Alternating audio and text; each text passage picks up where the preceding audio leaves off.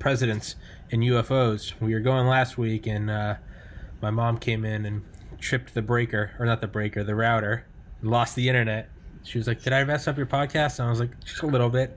But me and Larry back at it. And, I wondered what happened to you. It just until you sent me a text. Yeah, she came in, and I was like, "Can I help? Mom, do you need any help?" "No, I'm fine." "Okay, you got it. Dunk. And then your image froze, and I was like, Yeah. I saw it coming from a mile away, but it's all good. Shit happens. But you were frozen to me. I kept saying, "Tommy, are you still thinking?"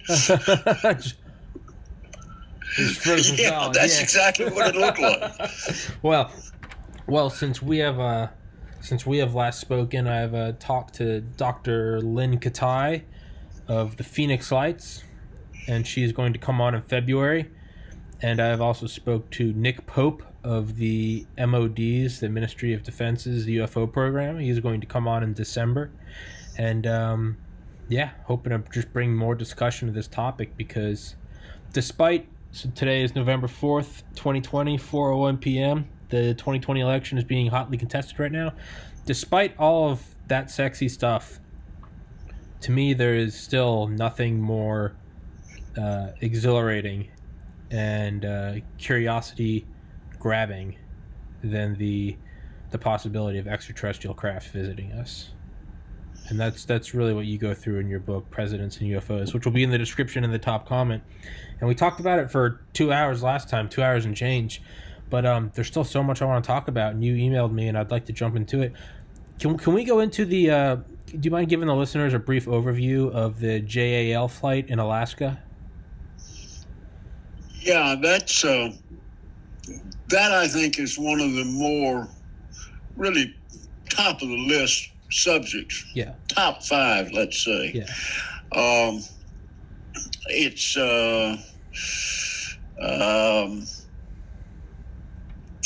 is my sound coming through all right to you? Sound's coming through great. Can you hear me? Yeah. Yeah, okay. No, you're coming through crystal clear. That was 1986, I think. 1986. I believe. Anyway, it was a Japan Airlines 747 cargo flight coming from France back to Japan with a load of wine, by the way. It was going to make a stopover, and I'm not real clear whether the stopover was, it was to stop over in Anchorage, whether that was a refueling stopover or a spend the night stopover. But that's really immaterial. Somewhere before landing, probably about, I would say, an hour before landing at Anchorage, the pilot noticed a light to his left, to the starboard side of the aircraft. Now, there have been multiple versions of this incident, both on radio and television, and they all differ. I think the best recap of the event was written by Dr. Bruce Maccabee, who really looked into the event. In any case, the pilot saw, as I recall from Dr. Maccabee's account, the pilot saw what he thought, or light really, that was about 5 miles away from his craft, from the starboard side of his craft. And he alerted his co-pilot to this light.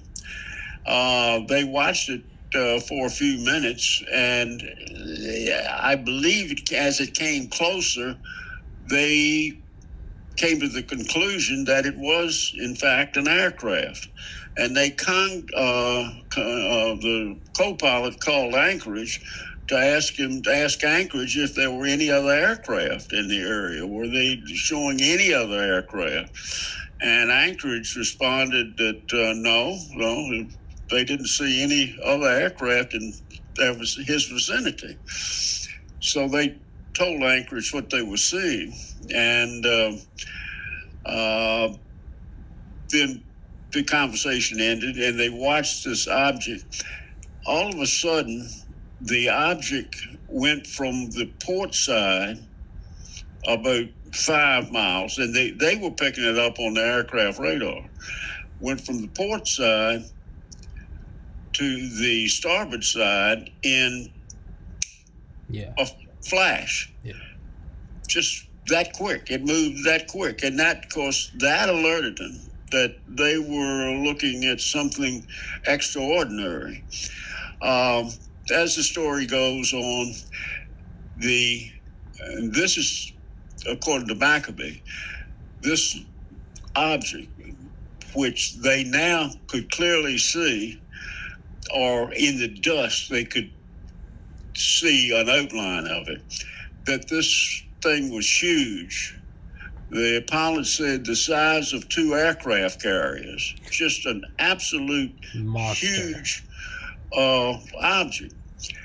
And all of a sudden, the object shot forward right in front of the aircraft. Not right in front, but a mile or 2 or 3 or 4, whatever, in front of the aircraft. And out of this object came 2 smaller craft that came toward the airliner. I can't remember the details of the pilot and what the pilot and the co-pilot did. And there was an engineer on board too. But at one point, the captain said that these 2 smaller objects came so close to the windscreen of his aircraft that he could feel heat from it in the cockpit. Yeah. After some maneuvers, they went back and joined the other craft, the big craft, which continued on for a while, but then shot off. Anchorage had been in touch with Elmendorf Air Force Base, asking the radar folks at Elmendorf if they had anything on their screen. And they reported back that they were getting an intermittent return that was now behind the aircraft, in trail of the aircraft. This was reported to the aircraft. As you can imagine, the flight crew was getting pretty concerned now, very concerned, to the point that they requested that ground control, or ATC, give them permission to do a 360-degree turn, at which time the UFO, they started their turn, and at the same time, the UFO followed that turn. Now, this meant that the UFO was having to change speed because they were outside of the 747, so their speed would need to increase to keep up with it. So it never changed. The speed of the aircraft never changed. And I got ahead of myself. They did this before the UFO disappeared from their view, and they were told that the craft was now in trail. They did this, made this circle, as I recall, before that, because they watched the UFO turn with them. So they made this 360-degree turn, and the events, I can't recall exactly what happened now, but they didn't see the object anymore, but the radar at Elmendorf, and I think that now Anchorage was picking it up, that the craft was in trail. Anyway, as they approached Anchorage, and some time had elapsed now, and they started that descent into Anchorage, the object disappeared, and they didn't see it again. They went ahead and landed in Anchorage. Obviously, the crew was pretty shaken. Flight crew was pretty shaken up about this. Yeah. And they were interviewed. They reported it, the incident, and they were interviewed. In some way, it was leaked to the papers. It got to the newspapers or the media, and things really blew up then. It so happened that the head of the FAA, John Callahan. John Callahan. I think he was head of accident investigations at the time for FAA, and his boss, head of FAA, who was Admiral. I can't recall his name right offhand, but it doesn't make any difference. He was head of FAA. Told Callahan to find out what was going on. Yeah. What all this was about. So Callahan got into it. He got the tapes, audio tapes from Anchorage and from Elmendorf, and as well as the radar, whatever the radar they're tracking, makes a tape of what the radar is seeing. He got those, got them together, and had their in-house people synchronize the radar returns with the sound, the audio sound from the two towers. Got them synced together. Then his boss contacted him and said that he was to come to a meeting at his office the next morning. When Callahan showed up, and of course had the tapes, when he showed up, there were a couple of men there from CIA, I believe, and two men from President Reagan's Science Advisory Board, scientific office, yes. And they looked at the documents and the information that Callahan had, and became very excited. And Callahan questioned him, said, "What do you see here? What is the excitement?" Obviously, other than what they knew. Yeah.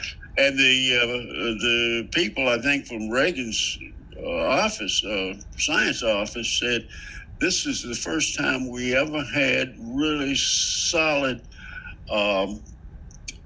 data and radar data on a UFO," which sort of shocked Callahan. Anyway, to wrap this up, when the meeting was over, Callahan was told by CIA that this meeting never happened. Yeah. To forget it. Yeah. It never happened. So Callahan went on back to his office. What he didn't tell them, I guess they didn't ask, and he didn't think to tell them, he had made copies of the data. And they were sitting on his credentials in his office. And so he really didn't give it any more thought. Consequently, so a couple of years passed and Callahan retired. Yeah. And they were still sitting on his desk. So when he packed up his office paraphernalia, and he packed these tapes along with it, and took it home. And the tapes sat in his garage for a period of time.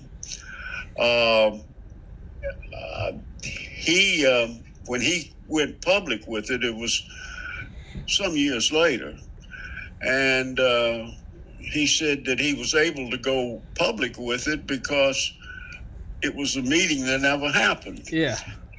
And anyway, that news broke, and the Japan Airlines incident became big news, and I think is one of the better stories in all of better events and better documented by very reliable people. That this event would certainly seem to be a true UFO event that is, in my opinion, extraterrestrial. I don't think we had anything flying that size then or now.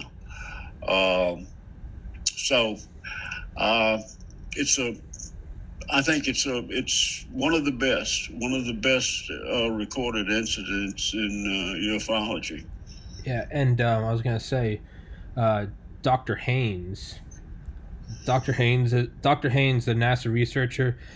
Since the mid-1960s, he worked on Gemini, Apollo, and Skylab, and he created something called the AirCat files. And it's over 3,000 cases of unusual visual and radar sightings of unexplained aerial phenomena. Dr. Haynes actually contacted the pilot of the Japan Airlines flight, because the pilot, I believe, was grounded by the company. Because it was, and it's I mean, it's almost stereotypical. It'd almost be funny if it wasn't sad, but it's like that, like it's like the Japanese stereotype. It was like he brought dishonor to his like country by claiming to see a UFO, and this guy was like, so he took, if I recall it correctly, he was grounded, but he was like, he was like, it's what happened. He was like, I have the radar. He was like, it was real. And finally, Dr. Haynes provided similar data of other cases from noteworthy Air Force pilots over the years, and made a case to Japan Airlines for this pilot for no other reasons other than, like, you know, you're kind of screwing this guy over. And I believe he was reinstated. They let him start flying again, and his reputation was kind of restored. But it's because I think that Haynes was responsible for that. Yeah. Haynes basically got him his job back, and it wasn't, Haynes didn't have any vested interest, but he was like, hey, because Japan Airlines looked at it as like, oh, this pilot's a kook, like we can't have him on the payroll, basically. But Haynes went out and was like, look, like the best pilots in the Air Force of the United States come out with this stuff all the time, and but it's kind of interesting, and it seems to be a recurring theme, right? Aircraft carrier sized UFOs. That's right, twice the size of an aircraft.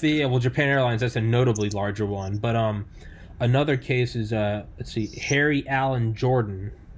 He was a radar operator on the USS Roosevelt in 1962, and he noticed, and there's a whole, I'll link it. There's a 28-minute video of him testifying, and he was a master electronic countermeasure, I guess, researcher as well as radar operator in 1962. At 65,000 feet and 1,000 knots out, I think, over the Atlantic, there was an aircraft carrier-sized UFO, and it had all the same traits as all the other ones. They send up stuff to get it, it disappears, the planes land, it reappears. It's happened again and again and again that it seems to be aircraft carrier size. So it's normally, like, the noteworthy thing is, like, it's that instantaneous movement, right? That, like, 10,000 G-force. Just, yeah. But it seems the other one is, like, it's almost like they're trying to show us without a doubt that they are not human. And it's the speed and or the size. It's just something insane, right? And it boggles my mind. And it always makes me think, like, I would love to see, because listening to or watching the Phoenix Lights Beyond Top Secret by the documentary on Amazon by Dr. Lynn Katai, they talk about how fighter jets were scrambled to see it, and there's actually, like, leaked air traffic, I guess, audio of one of the pilots saying, he's like, we got gun camera footage of it, like, this thing was enormous. But it just makes me think, like, somewhere there was, like, high resolution imagery and video of these massive craft. I would just love to see it. Yeah, well, Dr. Lynn is she's very good. She's the real deal. She helped me with my book, Mm-hmm. and allowed me to publish some of her photographs and renderings. Mm-hmm. But anyway, she is probably the most knowledgeable of all of the Phoenix Light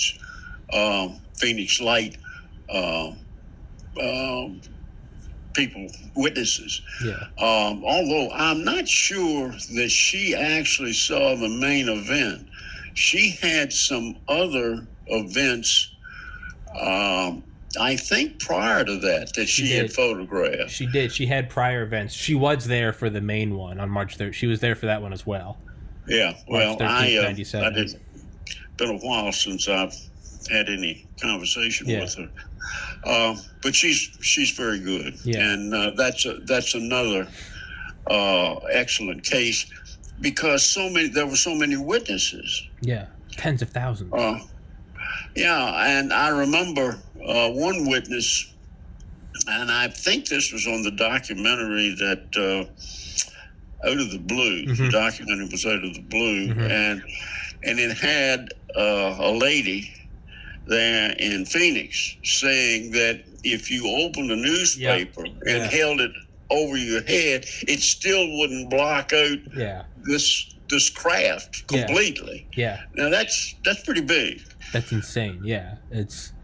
So, yeah, she's very good. I'm glad you're having her on. Yeah. I talked to her on the phone last week. Actually, after you and I spoke, I talked to her on the phone. Oh, really? Yeah, and she saw something because there was an event like a couple months, or I think 2 years prior, and then a couple months prior. But the big one, the Phoenix Lights, was March 13th, 1997, and she saw that one as well. And she took photographs and 35 millimeter video, and that video. That's super high. I mean, film is very high resolution, physical film, and she had that. She sent that film to, I think, the Navy Optical Lab, which are the best, image analyzers on the planet, and they broke it down. Yeah, they broke it down. And we're looking at the histograms of the light, and the guy was saying, he was like, this is a physical object in the sky. And he's like, these are not flares. The light, the luminosity, the lightness, the brilliance. He's like, it's not changing. It's a perpetual light. It's a perpetual shape. And they're the same exact distance from each other. It's not a flare. And again, that's just, Fife Symington, the governor of Arizona at the time and former Air Force pilot, later said, this is an alien craft. He said, there's no other explanation for it. This is an alien craft. Yeah, I've got, she sent me some photographs. I've got one of them in my book. Yeah. That she took. Not of this particular event, but of a prior one. Yeah. So there's several orbs. Yeah, the amber orbs. Over Phoenix. Yeah. But, that'd be a good show for you. I know, I can't wait. It's going to be great. Yeah. It's, I want to get on a lot of people around the Phoenix Lights, I guess would be the 24th anniversary. I want to put together a couple people. Larry, you're going to be one of them. I want to put together a couple episodes and stitch them together. And she's going to try to get me some firsthand witnesses that were there. But yeah, I don't exactly know how to put my finger on it, but there's something about knowing that it's not an illusion, that it's not a trick of light. That there's a physical craft in this atmosphere from somewhere else. It just gives me goosebumps. Like, people were staring at it, and they just said, you knew this wasn't from Earth. It was just, they said, a mile wide. It was blotting out the stars overhead as it just went by quietly and slowly. And it's something that your rational mind can't explain. And I really do think it happened, and I can only imagine that I mean, if we can read the newspaper, if we can read the print of a newspaper in Moscow Square in the 60s from the Corona satellites, well, that just means there has to be high-resolution photos from space of a bird's eye view of all these craft all over the world over the decades. Yeah, you would think so, wouldn't you? I would say that there are. I just say beyond classified. They're just, blacker than black. But it's... And then, as well as the Phoenix... You mentioned this in your book. An NRO satellite was knocked out that night. Yeah.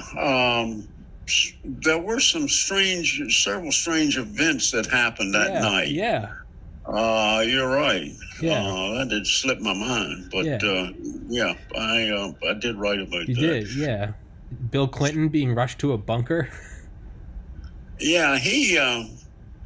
Greg Norman's house? He was, at Greg Norman's house, and he said, or they said, or his spokesman said, whoever, said that when he was leaving the house, he tripped on a step. Yeah. That's how he hurt his leg, because he had to go to the hospital, I believe, and he had to use crutches or something for a period of time, a short period of time.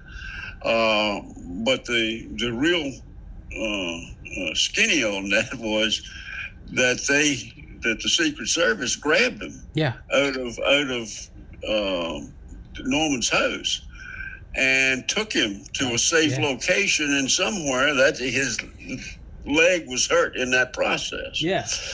Well, we know that happens in emergencies. I mean, Dick Cheney talks about how the Secret Service came into his office at the White House after the second plane hit the South Tower, and they said they think one's coming for the White House and you need to go. And no, I think an aide came in and said that, and he said, "I'm not going anywhere. I'm manning my post." Then the Secret Service came in and didn't ask him any questions. He said they ran in, they grabbed him by the belt loops and collars like a battering ram, and they ran out. And Cheney said his feet weren't on the ground as these guys were running with him. So when they decide to protect the package, they grab you like a sack of potatoes and they run with you. They don't give a shit what happens. Yeah, I think they took him. To the bunker in the White House. So the White House has a very secure bunker, underground bunker. Mm-hmm. That's blast proof. Yeah. For a nuclear weapon. So it's a pretty secure place. Yeah. They took him. And they've also got what is that place in West Virginia? Raven Rock? Mount Weather? Mount Weather, yeah. They used to, at one time it was the Greenbrier. Yep, the Greenbrier Hotel. That was for Congress. Yeah, but now it's Mount Weather. Yeah. So they've got that place also. But at that time, they didn't have time to put him into anything to fly him away. Yeah. So they went to the bunker, as well as Condoleezza Rice. Mm-hmm. She was there. Yep, they were all down there. Yeah. So, anyway, that's an interesting story. Yeah. It's when it gets to the presidential level, which, I mean, hence your book, Presidents and UFOs, which for all the new listeners is, I put it up there with Leslie Kean's UFOs, Generals and Military Officials, and John Greenwald's Black Vault. I put Larry's up there. Those are I think the three best UFO books out there. So if you're a UFO fan, grab it. If you're not, grab it, and you will be a UFO fan. But that's, to me, what gets eerie is when something happens with the president, right? Yeah. Or whenever these things happen in D.C., right? The 1952, the D.C. merry-go-round, or the carousel. Yeah. The saucers going over there at 7,000 miles an hour. It goes from a bunch of fluff and National Enquirer type stuff to very real when the Secret Service evacuates the president. It's because that's when you know it's a physical craft in the vicinity in a no-fly zone, and they have to get him underground. Yeah. I'm not sure what they did with Truman. I don't think they did anything with Truman. I know that in 52. Man, 52. Yeah, when Yeah. Truman. This was Yeah, that was July July. 20. There were 2 weekend nights, Mm-hmm. one following to the other, that these things showed up on a Saturday night after dark, and they were seen visually.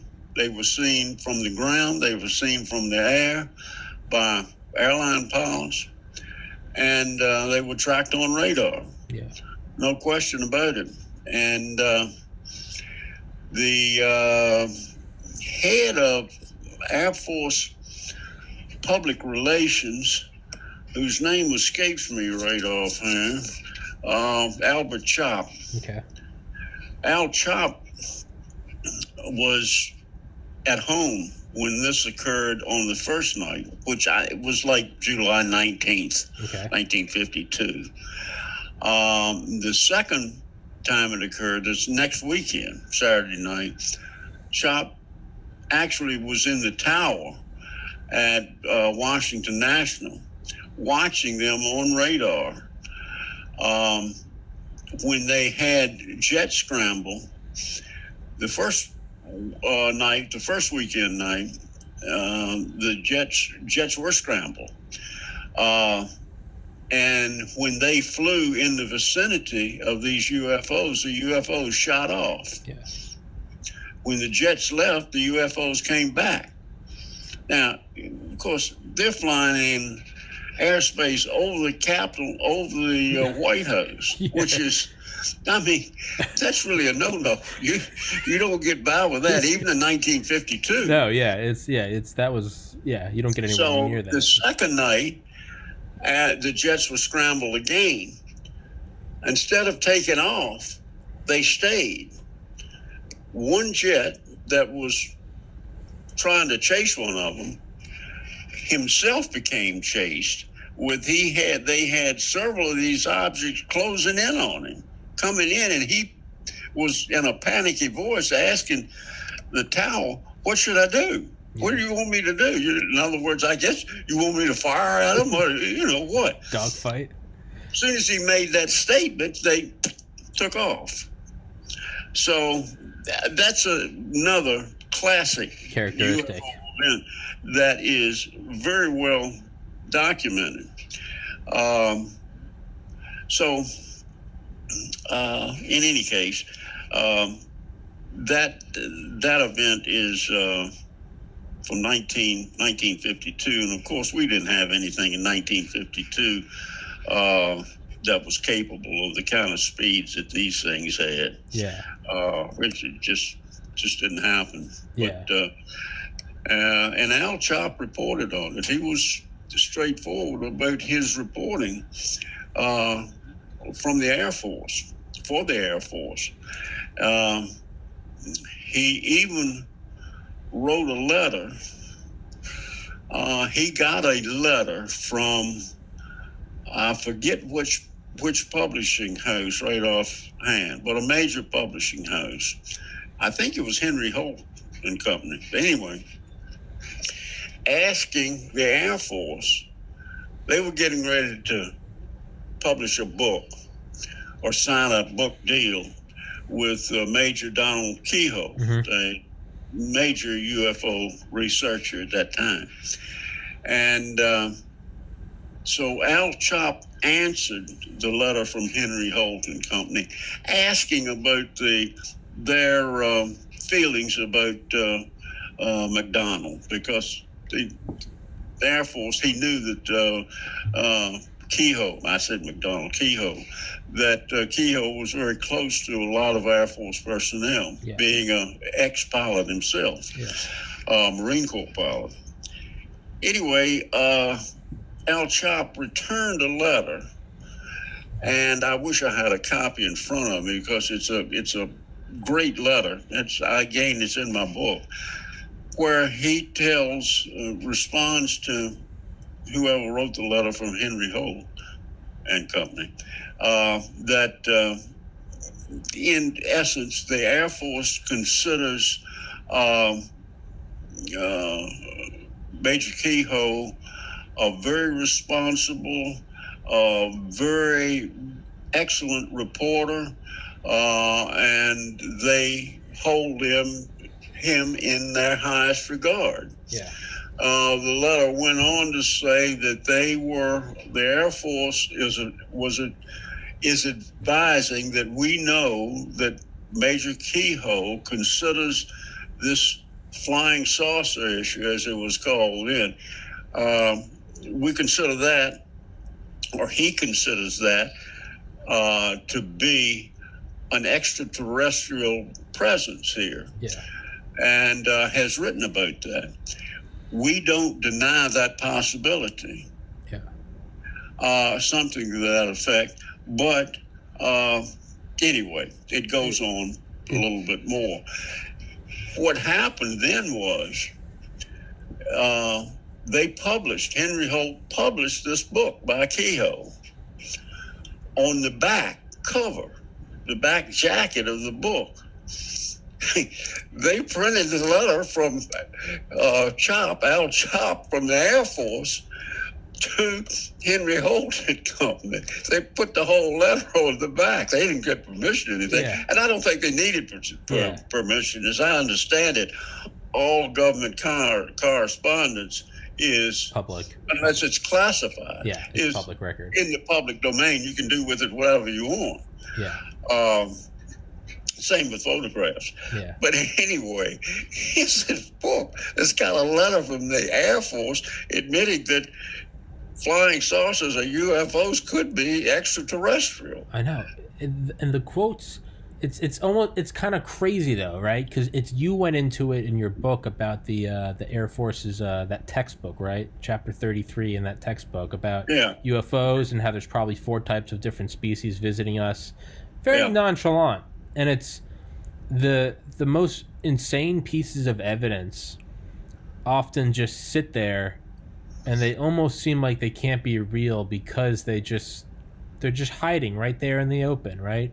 Like a letter here, a quote there, right? Douglas effing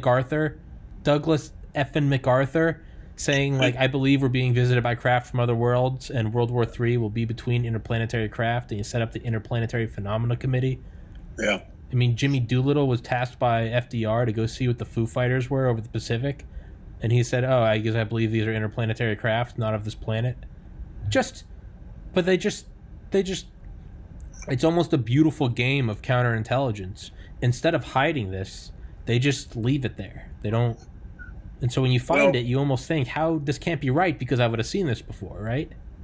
I agree with you 100% that there's so many items that are out there for the public to see. Yeah.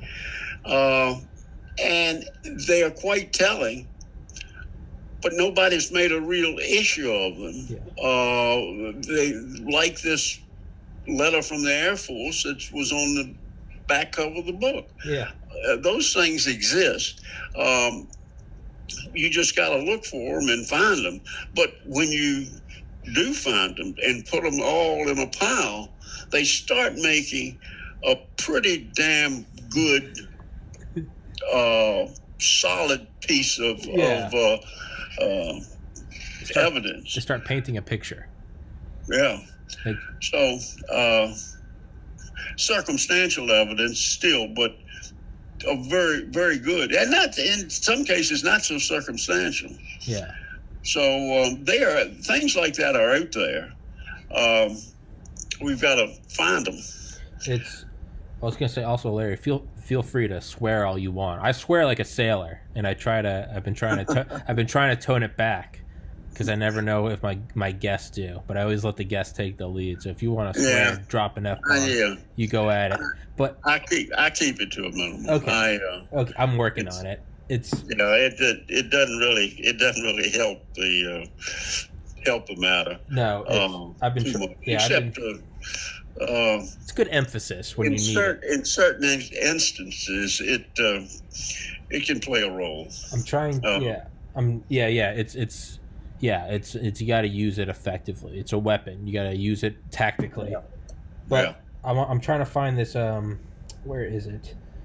Truman flying saucers. Hold on. Truman flying saucers. There's a quote from Harry S. Truman. Which, by the way, I don't know if you knew this. Harry S. Truman, his middle name was S. I don't know if you Harry knew. S. Truman. Yeah, it was just S. It didn't stand for anything. Oh, is that right? It's yeah. When he was sworn in, Now that you mention it, I don't ever remember hearing that middle name either. Yeah, it's Harry S. Truman. When he was sworn in, they said Harry Ship Truman because I think his uncle's name was Ship, and because no one knew what S stood for, someone just assumed it must be his uncle. Nope. He later clarified. He said, "No, I was just Harry S. Truman. His middle name was S." I watched. There's an excellent documentary on Truman, and who was the actor that played Truman in this documentary? He played in Forrest Gump, the movie Forrest Gump. He was Lieutenant. Oh, Lieutenant Dan. Lieutenant Dan. Gary Sinise. Yes. Gary Sinise. Yeah, and he did a hell of a good job playing Truman, and they didn't get into UFOs, but they really did paint a good picture of Truman and the man he was. Yeah. He was. I think of all the presidents, Truman and Eisenhower were the two presidents most involved with the UFO issue. In the UFO issue. Yeah. It's in fact, I'm a believer in Majestic 12. Yeah. And I think if it is factual, which I believe it is, Truman was the one that set that up. Yeah. And that's, hold on, I'm fixing something with my microphone. Yeah, I was pulling up quotes on my phone. I wanted to read some quotes. Can you still hear me all right? Yeah. Can you hear me all right? Yeah. Yeah. I thought I heard feedback. Not important. Majestic 12 and counterintelligence. I was thinking James Jesus Angleton. Because I've heard the name before and I heard it a lot in your book about Majestic 12. Actually, I found a biographer who wrote a book on James Jesus Angleton, and I'm having him on the podcast later this month. And he's an interesting figure. He's an interesting cat. There's one thing. Well, he's interesting from a lot of standpoints. One is most of the people that worked for CIA didn't even know Angleton existed. Didn't know. Yeah. The ones that did know he existed gave him a wide berth. Yeah. Yeah. He had access to the director's office anytime he wanted to. Yeah. Anytime.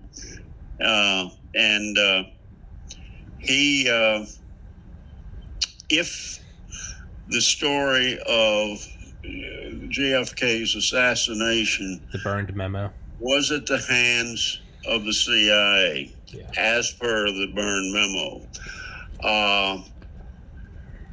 Angleton is probably the only man in existence who could have pulled that off. Yeah. Could have directed it. Yeah. Would have been the director. Yeah. And stage manager of how it happened and how it came down. Yeah. He was brilliant, yet a bit of a screwball. Yeah. But as director of counterintelligence for the CIA, which he held a position he held for a number of years, a really long time. I don't know the exact years, but I would say something like 20 years, and under a number of directors. So he's a very interesting person. He was the chief of CIA counterintelligence from 54 to 75. So he was right in the thick of the UFO issue. Well, it's 21 years, so I was pretty accurate. You were touche. And you know what? He looks exactly like you think he would look like. Yeah. You look at picture. Yeah, you go. That's looks what like Mr. Peepers. Yeah, you look at him and you go, you know what? That's exactly what I would think the chief of counterintelligence would look. That's what I thought last week when I looked him up. I go, he looks exactly like I think he would look like. But Yeah, he was right in the thick of it. And you're right, you mentioned it in your book, and this is something a roommate of mine in college, who's probably the smartest person I've ever met in my life, and I won't divulge any more details, but I mean brilliant, like uncomfortably intelligent. And I remember he's a very successful physician. And but I remember our senior year, we'd always kind of like just make jokes about like how smart he was, because I mean it really was eerie. And I remember we'll call him Bob. I was like, Bob, it's our senior year. You've already gotten into medical school. I was like, Bob, you should just go after the JFK assassination, because if anyone could figure it out, it would be him.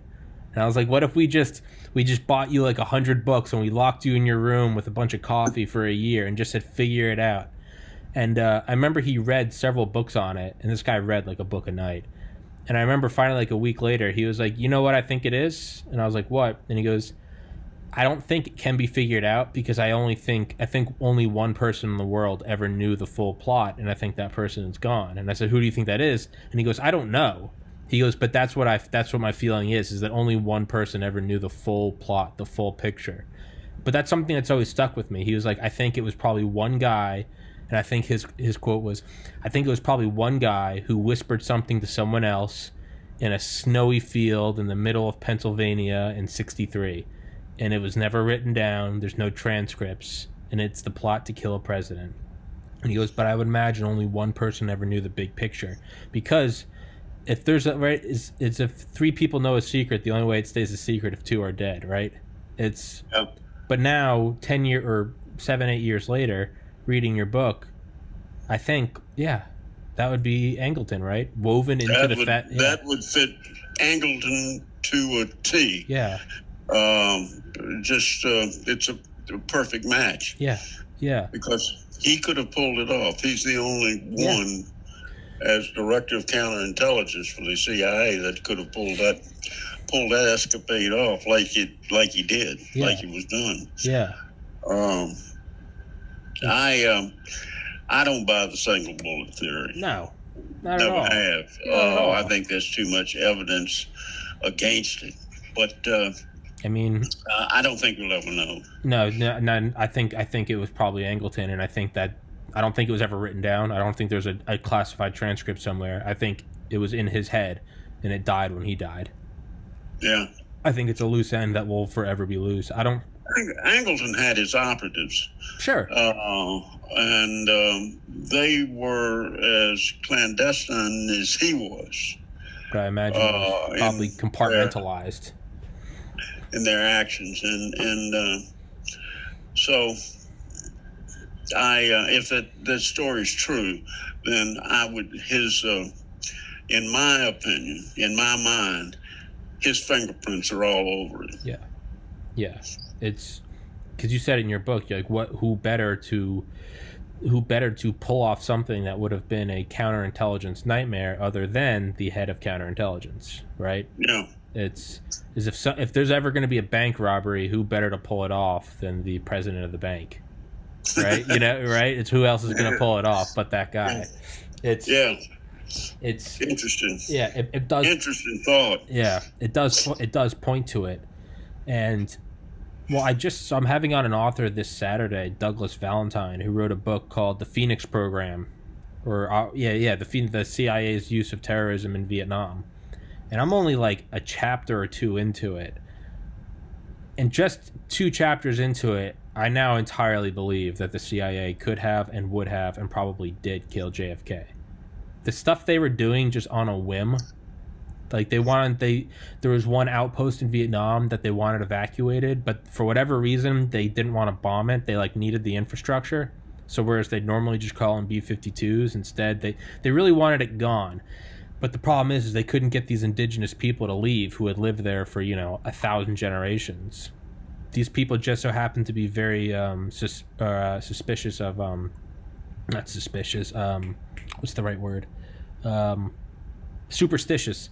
Had superstitious beliefs of vampires, of all things. I never would have crossed vampires to Vietnam, but so what they did is the CIA started a rumor in this small town that there were vampires, right? Well, okay. And what they would do is they would send out these kill squads, and they would wait for these farmers who would travel on long single lines at night, right? Rice farmers or whatever. And they just one by one, they'd walk on these long single trails on these thin paths. And what they did is they would grab the last guy very quietly, just go up and grab him. They, break his neck or something. And they would take two knives shaped like teeth, and they would prick it in the neck. This is all declassified documents. They'd prick it in the neck. Then they'd hang him up by his feet, drain the blood, and then they'd take the pale, gaunt corpse with the two pricks, and they would leave it right in the middle of the path.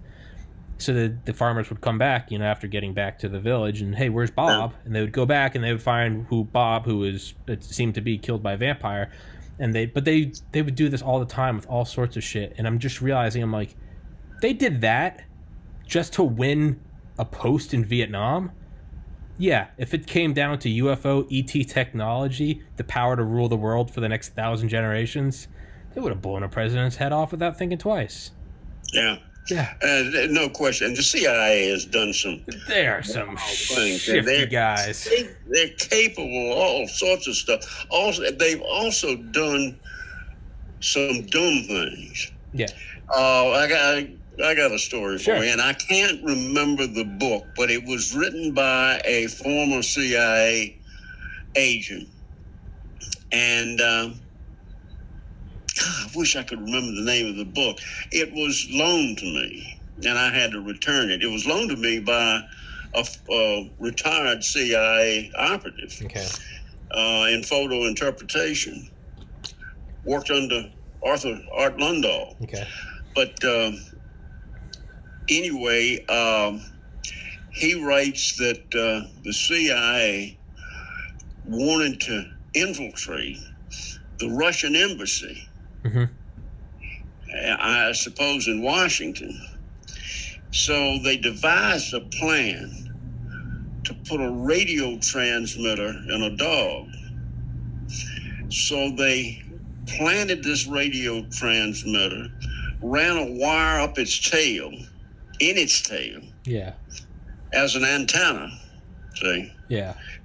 They spent $1 million on this operation. They had a van all equipped with this equipment like you see on all the mystery programs and all, with all this listening gear inside.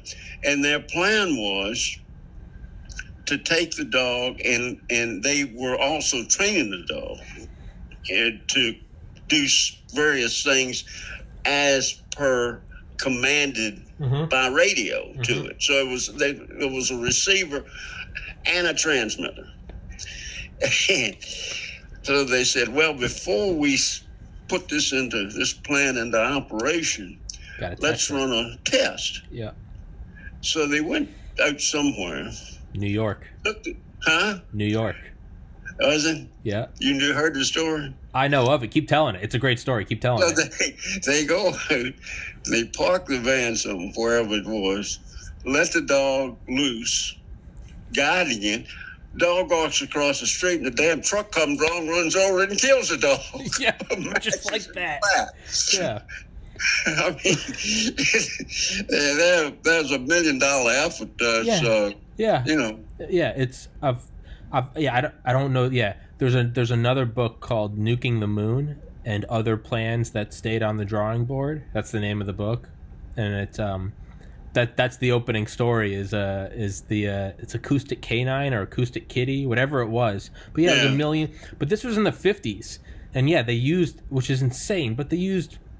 Yeah, they performed surgery and they put wires in it to where they could give the animal directions via impulses from a radio in a van in the 50s.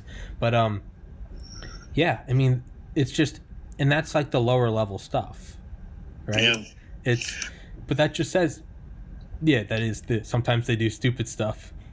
Well, I'm sure the CIA has, like you say, low level, and they got these guys that dream up all of this strange stuff. Sometimes it works. Sometimes it does, yeah. But this was a case where it didn't. So I guess to try and fail is better than never try at all. So yeah, there's another story from that book, and it's about how the Russians gifted, or the Soviets gifted us a painting, this huge oil painting in one of our embassies. And they had put in something made of plastic, not metal, so it wouldn't show up in any scanning. And it was a little tiny recording device. And it was powered by these, like, microscopic, almost like a... I don't know what's the right word. These kinetic, like, drivers and pushers, this piezoelectric things that just from the vibration of the building itself settling into the foundation. So I mean, you got to think, just like a nanometer here and there, it would push these little, like, thing. It was a little tiny microscopic generator, and that's what kept this thing powered. But it was a little, like, the size of like a wafer, put in this, like, because think of like a thick oil painting, how it almost seems, right? It's almost topographical. It's got like chunks in it. They put it in there, and they left it in the U.S. Embassy, and it's like, it was like a Soviet, like, it was like an intelligence coup for like 8 years. We had no idea where the leak was coming from, but they were listening to us through a painting. I'll be darned. Yeah. I never heard that story. That's another. I'll send that book to you as well. It's called Nuking the Moon by Dr. Vince Houghton or Houghton, Houghton. Right now, he's the curator of the National Spy Museum, and I'm this close to getting him on the podcast. I've been trying for a while. But, point being, we went off on a bit of a tangent there. UFOs is, if they're willing to do that, in the Phoenix program, I mean, if they're willing to run drugs over the border, if they're, Sandinistas, I think entirely that's what this is. And I had never thought about it until your book. I think that's what Eisenhower was warning us about. It wasn't just the military-industrial complex building Sabre fighter jets and Sherman tanks. I think it was that power source. He could see Truman intended for the executive branch, the White House, to control all things UFO, all things flying saucers. That was his directive, I think, when he set up Majestic 12, the Majestic 12 group. So that was his intent. Eisenhower comes into office, and he steps into this whole flying saucer UFO issue. Although I think he knew something of it as Supreme Allied Commander. So do I. But anyway, he's in it. But he sees what's happening, that the over Eisenhower's 8 years in office, the people that were very darkly involved in UFO matters were gaining a lot of power. And there was a lot of money involved in it. It was the outside contractors that were being involved in this, given debris to study. Even though the people that studied it didn't know what they were studying. Really, their superiors did. But it was compartmentalized. But anyway, these people were becoming so powerful because of this, because of the UFO issue and their involvement in it. And the fact that they had the most of the secrets anyway, they knew. So they were right in the mix. They were taking power away from the executive branch. This is what Eisenhower saw happening. And this is what he warned about, very general manner. I don't think there's any question about that. I don't. I think you're entirely right. I mean, if you look at even in World War II, we talked about Patton last time. I might be getting. That's another story. That's for another topic. But if you look at World War II, I mean, even amongst the upper echelons of the military command, you can see that there were in the know and not in the know. I mean, Patton being told to do this, that, and the other thing, and not being told why.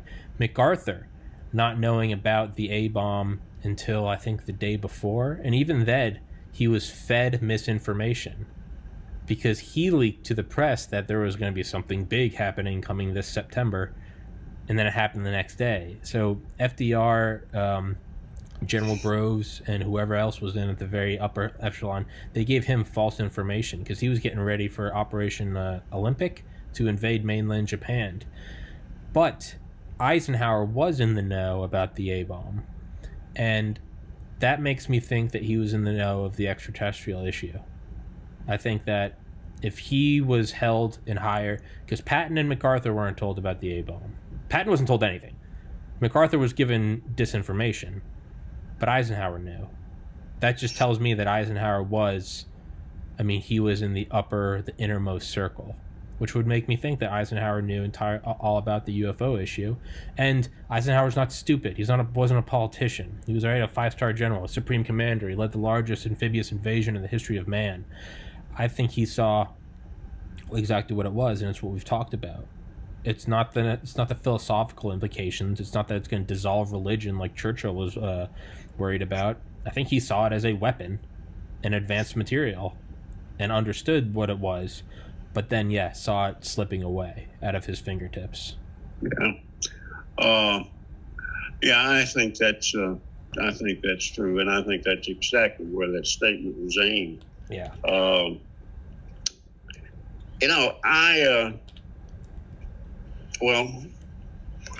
When I was writing the book, I was torn about one thing, of putting my own UFO sighting in the book. Mm-hmm. I simply because if you are writing about UFOs, I think it's best that you be a researcher that hasn't seen one.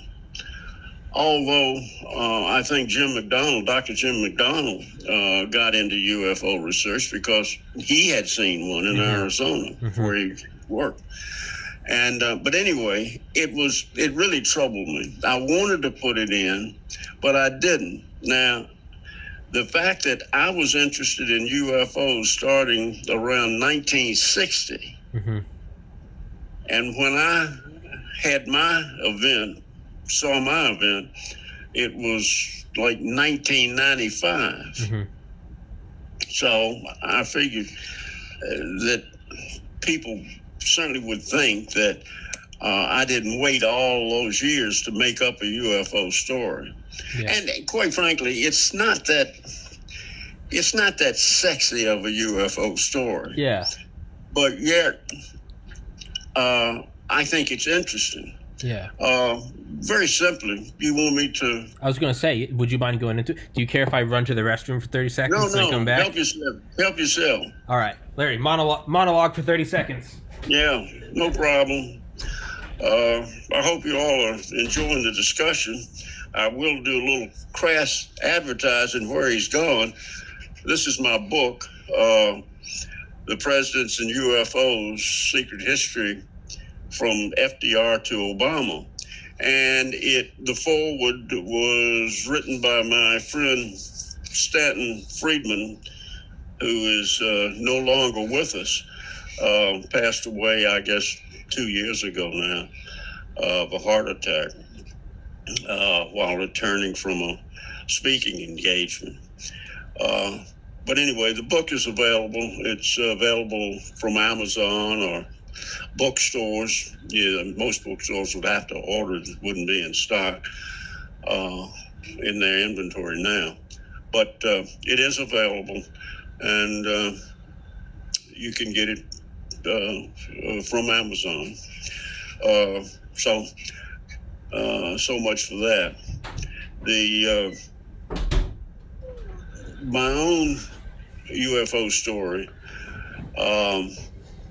took place in 1995, and I think that date is accurate. In the winter of 1995. At the time, I had a home on a tidal saltwater creek off the Great Wycomico River, which flowed into the Chesapeake Bay between the Potomac River to the north and the Rappahannock River to the south. Beautiful river, really very pristine. Very few homes built there. No homes really, well, 2 or 3 built on this creek that I lived on, Balls Creek. My home was built on the side of a sloping or hillside that surrounded this entire creek. Sloping hills surrounded the creek, and they were pretty high, to the point that local boat builder, yacht builder, custom yacht builder, and hurricane season, if a hurricane was approaching, they'd bring their yachts that they were working on and bring them up to this hurricane hole, because it was very protected from winds. In any case, my house was 1 story in the front, 2 stories on the back, with a very 12-foot wide by length that extended the full length of my house, which was about 60 feet, I think. I was in my downstairs office, which had like a 7-foot casement window with a big fixed window and 2 casements on the either side. And my desk was right there, and I was sitting at my desk and looking out over the creek because there were a bunch of little mergansers, little diving ducks, pretty little ducks. Must have been 1,000 of them. They were on the creek, just swimming around on the creek. And I was watching them dive down, and actually I'd thrown some corn in the water, and that drew them there. And it was fun to sit there and watch them dive for, these kernels of corn. Yeah. Anyway, what got my attention was across the creek from me was a cove.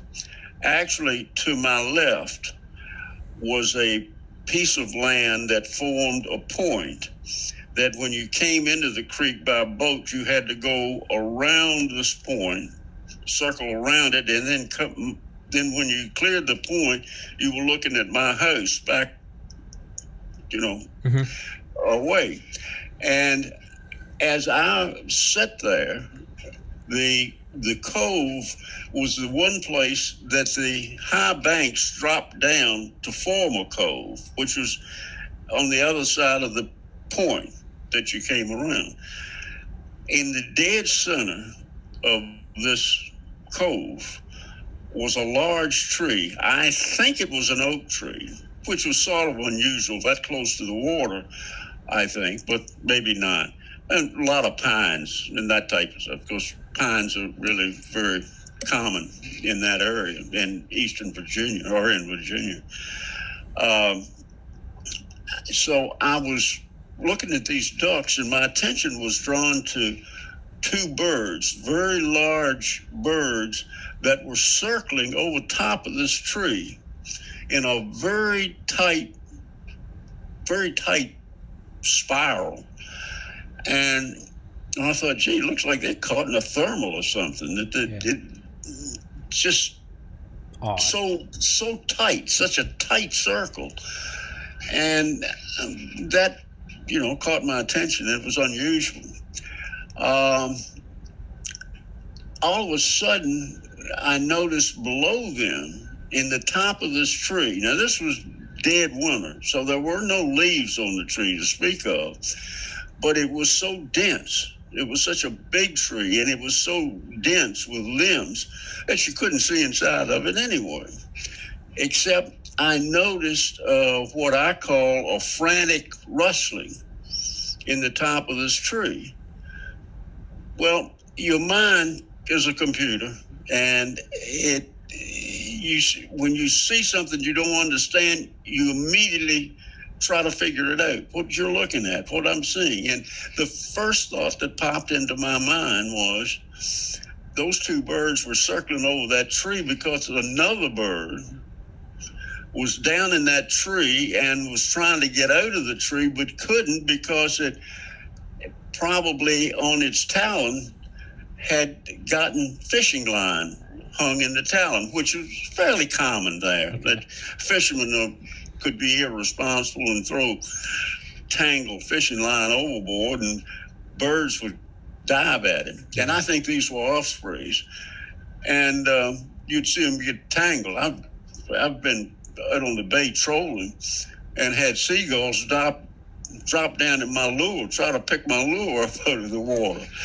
But anyway, that was instantaneous. That was an instantaneous thought that's what the birds were flying over top of this other gull that was caught in the tree. Well, the next instant, after this rustling stopped, an object rose out of the top of that tree. When I first saw it, when it first came out of the top of the tree, I thought it was a Mylar party balloon because it was silver in color. Yeah. Now, I can't explain this part of the story. When I first saw it, it appeared, I thought of a Mylar party balloon. But I quickly realized that at that distance, which was probably a third of a mile, that one of those Mylar balloons would be so tiny, it would just be a speck, that this object was larger. Not real large, but I would say 3 to 3.5 feet across, and vertically probably 4 to 4.5 feet. It was teardrop shape or inverted teardrop shape. In other words, the best explanation is it looked like a small hot air balloon without a gondola under it. Okay. So that's what it looked like. Next thought comes to my mind is this is a weather balloon that went, I don't know, something happened to a weather balloon and it crashed there. But weather balloons don't land and take off again. Yeah. That didn't make sense. So I'm watching this thing, and it did seem to float in a very tight movement. So I was still thinking balloon. As it rose out of the top of the tree and the cove, it went on up to where the tree lines were on top of the banks. In other words, this cove didn't have a bank. It was low near the water. The balloon went up, and it seemed to me when it cleared the top of the tree line, it started moving laterally to my right, or west, if you will. And I thought, well, the wind has caught this balloon and is shoving it to the west, laterally. And I thought later, after this event was over with, I thought later that couldn't be the case because it was a crystal clear 3 p.m. or so winter afternoon, and where I lived at that time on the Chesapeake Bay, crystal clear days, the wind didn't blow out of the east. The wind would have had to have been blowing out of the east toward the west. If that was the case, it would be cloudy. Yeah. Because the wind would blow right off the bay and right off the ocean. Yeah. And it would bring in cloudiness. Yeah. It had to be where when we have crystal clear days, when we have them in Virginia, the wind is from the northwest, west-northwest, always. Yeah. Because typically a cold front has come through and cleared everything out. Yeah. Anyway, as I watched this balloon, and I should mention that the one thing that I found intriguing before what just is going to happen, was that it was rotating on a vertical axis. Okay. As it rose, it was rotating vertically on a vertical axis. As I watched it, all of a sudden, a beam of light shot off of it like the sun, just as bright as you can possibly imagine. Yeah. Just for a second, and went out. Now that stunned me. Now I'm getting a little nervous now. Yeah. It goes on, floating on. Another thing to remember here is it was not rising anymore. It was going perfectly lateral. If it was a balloon and it had gotten into air currents, it would still be rising as it was going, sideways, but it would still be rising. But now this was going totally lateral. Then the light hit again. Just for a brief second, it flashed on. And it was my impression, right or wrong, that it was aimed at me. Now, that may be, that just in my mind, I thought that may not be the case at all, but that's what I thought. Yeah. This was a very brilliant flash. Yeah. Then it happened a third time. When it happened a third time, I had enough. I ran upstairs, up to the main floor. In our great room, I had a wet bar, and I had binoculars on the wet bar. And I ran out onto this deck that I mentioned, but it was gone. Now, I can't fill in the blanks after that. It was, whether it shot away at some incredible speed or whether it just, why it vanished, I don't know. I'd been watching it for, I guess, a couple of minutes. Yeah. And it should have still been there, but it wasn't. So, to summarize, after sitting down, the funny thing is, I never thought UFO.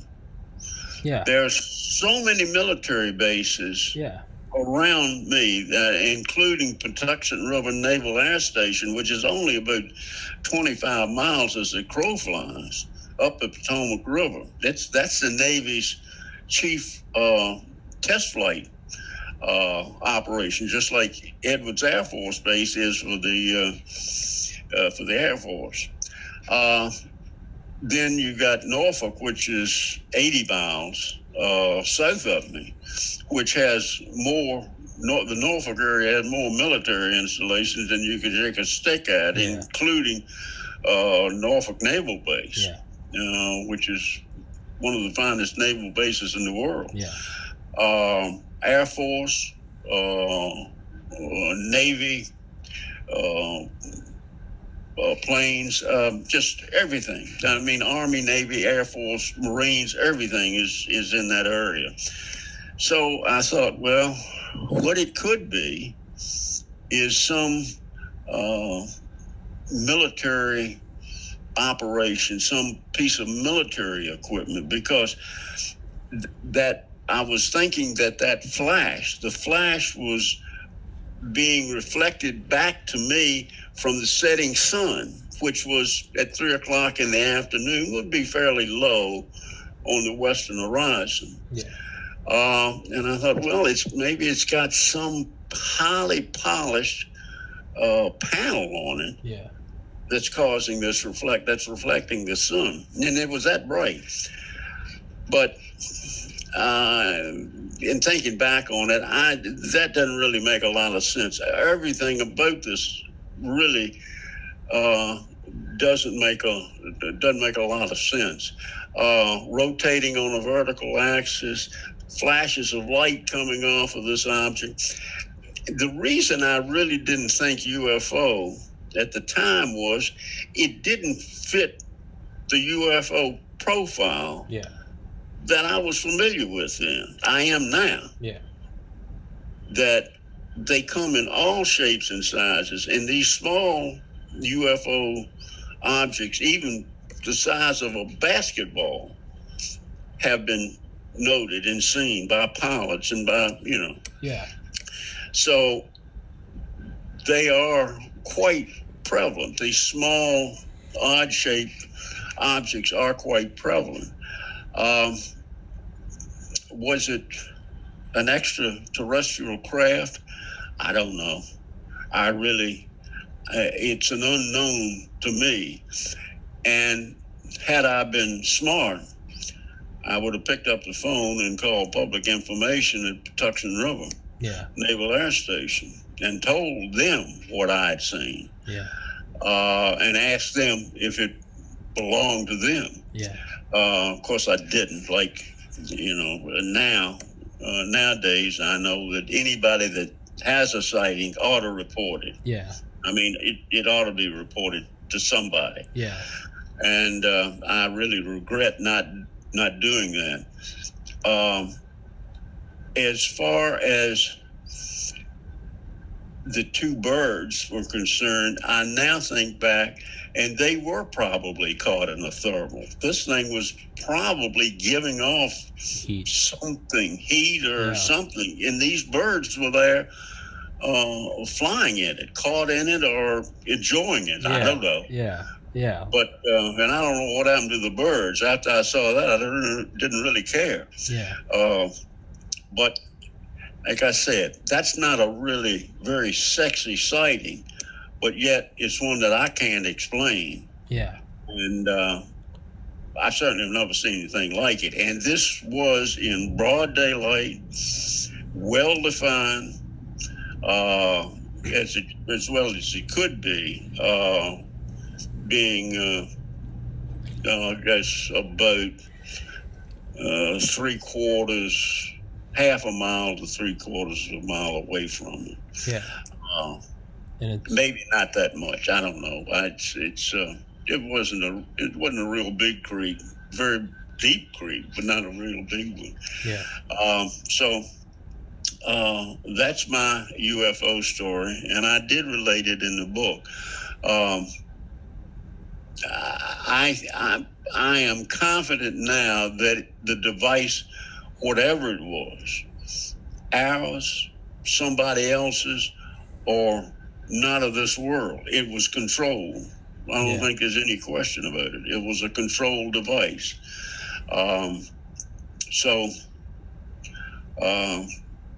you can draw your own conclusions. Yeah, and thank you for sharing that, because as you mentioned in your book, it's it's often like the kind of the accepted idea is that 95% of UFO sightings can be explained away, and there's the remaining 5%. And the fallacy is that people often believe that, if you just examine those last 5 a little more, you'll be able to figure those out. And that's not the case at all. Those last 5 are ones that are very credible, and that's why they can't be ruled out. And for every UFO sighting reported, so what I just said is regarding reported UFO stories. So out of every 195 can be explained away. Well, it's thought that for every reported UFO story, there are 9 more that aren't reported. Yeah. And that's unfortunate. Yeah, and it's important because if it's 5% could be credible, well, now you got to multiply that 5 by a factor of 10 in terms of gross numbers, right? Not percentage, or percentage, not gross numbers. And or vice versa. I'm tired. But there's a stigma against talking about it because, kind of like what John Callahan says, if you tell a UFO story, people think that you ain't wrapped too tight, but that's an unfortunate thing, and that's why I love the Phoenix Lights with Dr. Lynn Katai and her husband. They're both physicians, and they reported this, and they're saying, and she says in the documentary, look, I'm a medical professional. Like, I have an MD. I am all humility aside, I'm an intelligent person, right? She goes, I still don't know what this is. I mean, Fife Symington, the governor, former Air Force pilot, said, he goes, I think this is an alien craft. I had on my friend JP it's the episode I sent you. It's one of the early episodes, but he worked on MQ-9 Reapers and Predators, the drones. out in, I think, New Mexico for several years, and he talks about driving home and seeing like a brilliant light out in the middle of the desert where you can see everything at night. And he goes, and I remember pulling over and watching it. And he goes, I was just watching this thing. He goes, and then it just, after a couple minutes, just shot across the sky. And this is a guy that worked on classified Air Force programs. Like, this isn't like an idiot, like, oh, I saw a shooting star. And what I'm going to do is I'm going to go in and I'm going to take the episode that I sent to you where I tell my UFO sighting, and I'm going to splice that out and I'm going to insert it at the end of this video, because I go into very in-depth detail, and because I stayed up watching the election last night, I'm exhausted, and I fear that I won't be able to tell it again in the same detail and enthusiasm. So I'm gonna tag it at the end of this video, but I will give a quick rundown. Very long story short, in college I was pre-med, and I studied all day every day, and I could study for about 90 minutes before I needed to take a break and kind of recalibrate my mind. And that's how I discovered meditation, is I would breathe quietly for 20 or 30 minutes, and my mind kind of calmed down. And as someone that's lifted weights for most of my life, I compare it to, it's just you're taking a break from the muscle, let it get some power back, and then you go back at it. This was never like a spiritual endeavor, although it has now turned into one. It began simply as I wanted straight A's. I wanted to study more. And to me, I looked at meditating as a tool to study longer and to get better grades. It was purely tactical. I wanted to kill the competition. Yeah. So and again in college, being pre-med and really being kind of addicted to it, I drank maybe once a semester. I smoked pot maybe once a semester. So unlike most people my age in that college town, I was very, very rarely intoxicated. And when I was, it would be about 6 months before I was intoxicated again. Exercised every morning, was always sleeping well, always studying. So I was had a very clear mind, kind of in an anomalous way. And one thing I would always do, I'm a creature of habit, as we all are, but I mean really to an OCD extent I am. And I would always meditate, or I'd wake up, I'd work out, I'd meditate, study for 90 minutes, meditate, and I would do that whole cycle 5 or 6 times in a day. So I'd meditate several times a day. I would always meditate, and I can 183 Mandy Drive, Athens, Georgia, 30601. You can literally go find that house. And I can go up the stairs, left, 2 bedrooms, left, mine's facing front. So I can go back and find, so whoever's listening, if you're in Athens, Georgia, at UGA, that's my room. But I had my bed in the same spot, and every day, meditate multiple times a day. I'd put my pillow down, and I'd sit Indian style, and I'd do some breathing exercises, and I'd always look out the window, and it was right at the kind of the same angle. And I did that every single day, 30 minutes, 5 times a day. So I mean 2.5 hours a day. You know, what kind of crazy person stares at the same window 2.5 hours a day? Me, all right? And I noted details every day, not intentionally, but you'd almost start to learn the stars, right? It's like seeing strangers on like a subway. You almost start to get to know these strangers, even though you guys never know each other. You start to recognize them, right? Maybe cashiers at Walmart. You never talk to them, but you know each other. Well, I kind of started to get to know these. I knew these certain stars would, I knew this one came over the gutter. I know this one would come up over the pine trees. I knew that later on in the night, these 3 ones would come up over the blue house over there. And it was that's how I could gauge how long I was meditating, because you was sort of sink into this rhythm. And it was almost kind of like in ancient times, this was my clock. I could be like, oh shit, that star's up. It's time to go, right? Again, like a normal 21-year-old, everyone else is drinking, watching football, and I'm meditating, watching the stars. But the importance is I would get to know the night sky. And obviously as the year would go on and the earth shifts, you would start to see, oh, look, that one's coming up over here now. But the point is that happened very, very slowly. The year would go on and this, they would change, but it's very, very slowly. Mm-hmm. Well, and obviously you know this because you watched the video, but one night I was meditating and I saw something very, very, very bright and brilliant. And obviously as the earth rotates and the sun goes down and the light in the sky starts to turn, dark red, brilliant gold and everything, and then you can see the stars kind of coming in as it turns from like these hues of red and like blood orange down to like navy blue and black. Obviously, the gradation of stars becomes more and more clear. As I saw these, you'd see the first stars start to kind of prick up and appear, and I was meditating. I remember seeing one that was like fairly bright, just kind of like dazzling. I didn't really think anything of it. I was just like, oh, it's stars twinkle, right? We're looking through miles of atmosphere. There's what is it, effusion or diffusion, refraction of light. This kind of sprinkle and twinkle, and I knew that happened all the time, right? That's why stars twinkle at night. But this one was, and I think the way I described it is how like the sun almost doesn't have, like, obviously if we look at deep space photos of the sun, we know it has color. But if you go outside, I don't recommend it, go up and look at the sun. The sun doesn't really have a color, right? It's just bright. It's just dialed up to 100. It's kind of like a nice, I think the analogy I used is, it's kind of like a nice ice cold cup of water. It doesn't really have taste. It's just fluid. It's right. It's obviously, if you go to a different area, different areas have different taste of water. But you get it's not a Coke. It's not a whiskey. It's just water. This was it didn't have a color. It was just that sort of brilliant, just kind of, you look at it once and it almost kind of burns in your eye. And I didn't think anything. I was like, damn, And I kept meditating, and I think I closed my eyes again. I must have thought, I was like, man, that's a bright star. But then I thought, like, but most of the sky is still red. Well, I shouldn't be able to see something that bright. And I remember looking at it again, and this would happen sometimes, whereas the sun goes down. It's kind of like if you ever go to a big city, New York.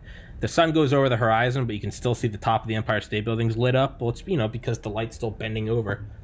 So you would see a lot, these kind of weird anomalies where it seemed like it was dark, but then you'd see a bright plane, and it's because it's 5 miles up, the light's dancing off the aluminum fuselage. All right, fair enough. But I saw this, and I was like, that's what it must be. Then, again, didn't really think anything of it. But as, like, the minutes would go by, and my friendly little stars would start to go behind trees, other ones would appear over the gutter, and, I'm seeing them come down from the window, and it's getting darker and darker. This one's still there. I was like, okay, that's not a star. Okay, a little weird. And my first thought was like, oh man, is this a supernova? Well, there are 70 supernova or it's only 30, 70 or 30 supernova per second in the observable universe. But we know how big the universe is. The chance of you seeing one is very small, and if you did see one, it's probably lights out for the Earth. But I saw this one, it kept getting bright, and then it kind of dimmed away, which led me to believe that, okay, that was a plane, and it was catching the sun rays, and now the sun dipped over the horizon, whatever. Kept meditating. And sometimes I would meditate, not for 10 or 20 minutes, but an hour. This is one of the ones where I was just going longer. And I kind of, again, like you said, I was never, a UFO. I'm telling this story in hindsight. At the time, it was just, that was a thing I saw, but it was, if you've ever meditated, that was no more of a different thing than a dog barking. You hear a noise and your mind gets tracked on it, but like meditation, no, you go back to the breath. It's like bubble, or it's like waves coming out of the ocean. You ignore the waves and focus on the ocean, because that's meditation. You hear a dog barking, you hear someone call your name, your phone rings, and you just let it rise, let it fall. So that's what it was. It was just, this is just another thing. And I remember I kept looking at it, and something finally must have jogged my memory, because I was like, or not my memory, just kind of jogged me out of my sleepiness, if you will. I was like, well, why? I was like, why is that still there? Because now I'm watching my little star friends go over the horizon, and other ones, but this one's still there. And I'm like, oh, that, again, never once thinking UFO. I was like, oh, that must be a helicopter or something. Bright light downtown. I don't know. Maybe they have a spotlight on something. It's Georgia. It's UGA. Big game day, right? And I saw that, and I was like, okay. And then it started to dim. And again, it's like your story. It's not a sexy story. So anyone waiting for the little green men, they're not coming. But it would dim, and I'd be like, okay, it's going away. Whatever the thing was, my rational mind is happy. It went away. But then it would come back, bright, really bright, brilliant, kind of, what the fuck is in? Excuse me. And it would go back away, and I was like, okay. And my mind was still, okay, no, it's not a supernova. It can't be a plane, because maybe it was a plane, but now it's been like 35, 40 minutes. It doesn't matter how far away on the horizon it is. That's not coming at me. Low flying plane. No, I was like, okay, maybe if that was for a couple minutes and I saw it head on, it would appear to be stationary, but then you'd streak over your head. All right, no.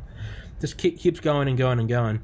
Well, now this has totally taken my attention away from meditation and from any schoolwork I was going to do. Because now I'm like, and mind you, at this point in my life, I had been and would still be for several more years a very militant atheist and materialist. Everything is science. Break it down into electrons and quarks and gluons. If it cannot be explained with an equation, it's all in your mind. Get off the drugs, hippie. That's who I was at the time. So that also needs to be brought up, is I wasn't this, oh, this is the universe talking to me. I was as hardcore, no, it's matter and energy and nothing else.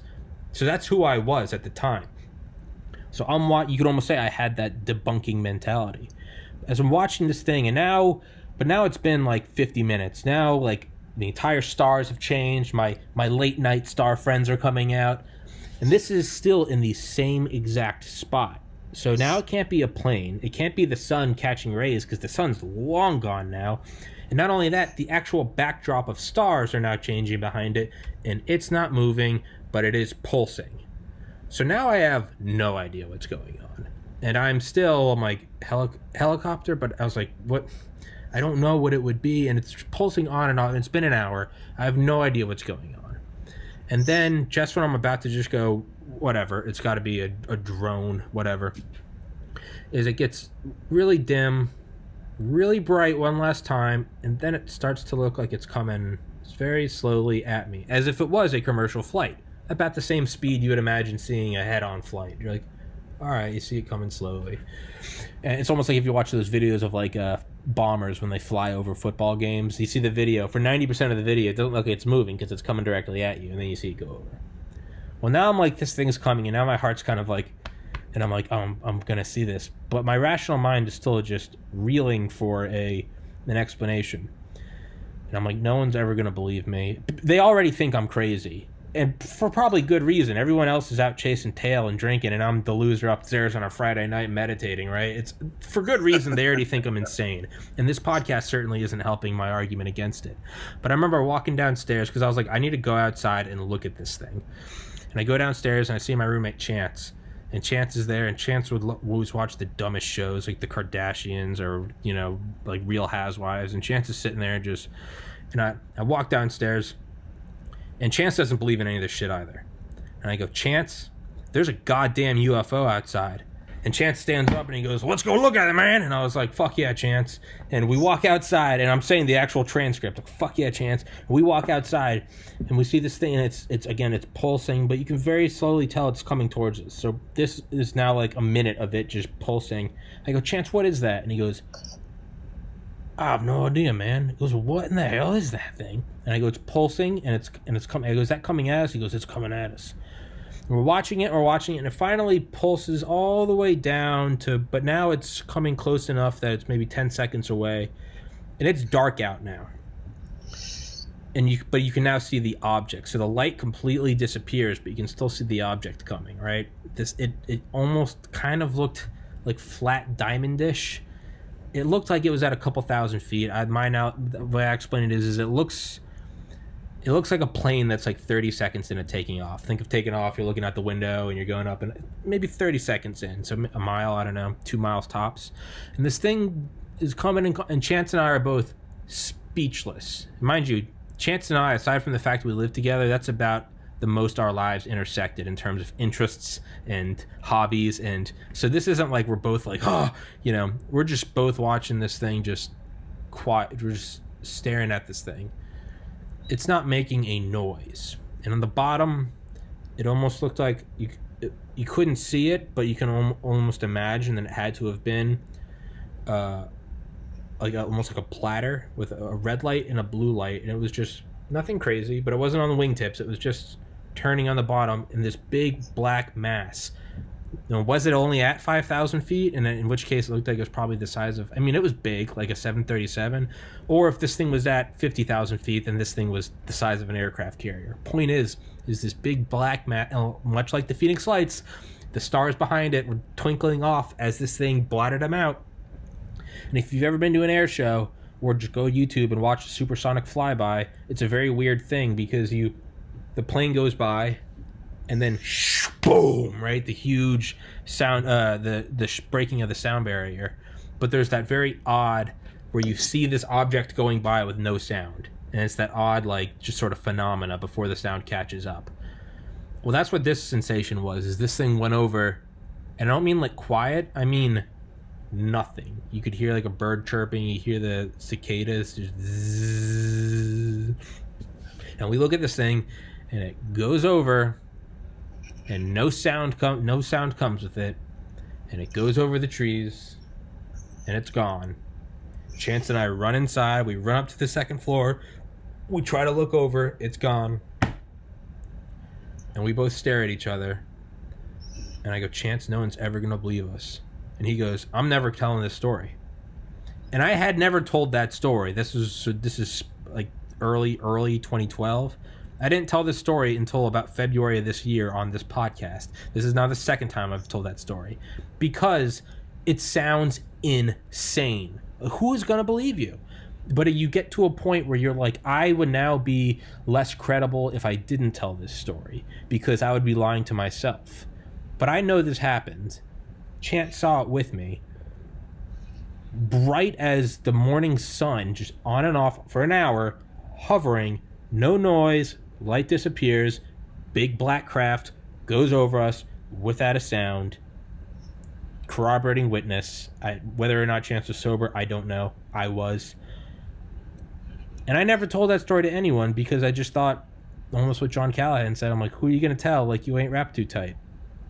And that's my fear. But you told yours in your book, so I figured I would tell mine. And when I told that story, the guy I had on the podcast, JP, who was friends with my older brother, that's when he told his. He goes, I've never told anyone mine. That's when he told me his desert story of being out there and just... And this is a guy, again, who worked on MQ-9 Reapers and Predators. He knows what things look like. He worked on the camera spotter. So he knows all about what this is, what this isn't, and when to fire a Hellfire missile. And he goes, I saw something, and he goes, sitting there, and then over the horizon like nothing. And he goes, who do you tell? Who do you tell? But it makes me think that if more people do tell their stories, that I think we're going to get closer to the truth. What that truth is, I don't know. And you know what? Again, what I saw, do I think it was extraterrestrial? I actually don't. I think it was military. I don't know what it was, but I think it was military. It's because it didn't do any darting motion. And that would if it had just darted across the sky, I would have thought that was extraterrestrial. But this wasn't. Now, what it is, I don't know. But, I think Commander Fravor really did the UFO world a lot of justice telling his story on Joe Rogan. Because I now don't feel so crazy telling my story about what happened. Because that's what I know what happened. And I don't know what it was. I think it was a military craft. What military craft is silent? Who knows? Maybe they're working on some cloaking technology. But hey, you drive 10 minutes in any direction in Athens, Georgia, and you were out in the boondocks in the middle of nowhere. Not a bad place to go test a craft. Because 99% of people reporting it are going to be, Bubba out in a swamp with a six-pack going, I saw a UFO. Like, you can write it off. Hey, man, and like I said, Athens, Georgia, in a college town, I guarantee you 99% of the people there on any given night were hammered drunk. I just so happened to have a unique example or a scenario of someone who just so happened to have been staring out the same window several times a day for an hour, 2 hours a day for hundreds of days on end. It's a very... Did you say this was Athens, Georgia? Athens, Georgia, yes, sir. University of Georgia. Where is... Athens, Georgia is about 90 minutes east of Atlanta. East? Toward the ocean? Yeah, I think so. I should really know that. I lived there for a while. We'll look it up in a map. Well, regardless, Georgia has a lot of... you think of Georgia, you think of Atlanta, and you think of other cities, but Georgia has a lot of wooded land. A ton. I went to school for 2 years in Valdosta, Georgia, way down south. That's 7 hours of nothing. Yeah. It's, when I was working as a military sales rep, I went to Fort Benning a number of times, and that's, let's see, what town is Benning near? Darn, I don't remember. I went there enough, but anyway, it's that's why Benning's where it is. It's in the middle of nowhere. Yeah. I mean, you got that's what they do. I think Benning's a armor school, I believe. But anyway, yeah, that's neither here nor there. That's a very interesting story. When I was reading it in the book, I must not have read. I don't remember reading that it came over you. Oh yeah, no, I said it in the video I sent you. Yeah, that's at the very end. I said it went right over. Oh, okay. Yeah. But which sounds a great deal like, except for the timing of it, it sounds a lot like the Phoenix Lights story. Yeah, a lot smaller. I don't think this thing was a mile wide, but yeah, it was small. It was large. Oh, that's right. You said it was like a 737. Yeah, it was large, but it wasn't newspaper. Hold it up. But it wasn't gargantuan, but silent, black, just relatively slow. Definitely not the speed of a 7. It wasn't. It was. Yeah. Just. Well, it could have been. Typically, I think that most military craft that are still classified usually fly in Nevada. Restricted airspace. You know, off of Virginia, North Carolina. There's restricted airspace that you're not no-fly zone. Where I think the Navy uses that airspace a lot to when they're testing their jets. And then off of Florida, there's restricted airspace on both sides of the peninsula. I don't know exactly where, but it's, Florida's got a lot of military also. Yeah. Especially Navy and Air Force. But just a funny sidelight to my story. Yeah. My wife was visiting her father, who was in a nursing home in Richmond. So she wasn't at home. And I knew she'd be back soon because she didn't like to drive after dark. But anyway, when she came back, and I heard somebody knocking on the door. So I went up and it was her. And she said, "What in the world you got the house locked up for?" I said, "Well, I'll tell you a story in a little while. I'll get yourself settled." And I'm sort of embarrassed to say that, but yeah. I did go around and lock all the doors. Absolutely. At that point, I was unnerved by what I'd seen.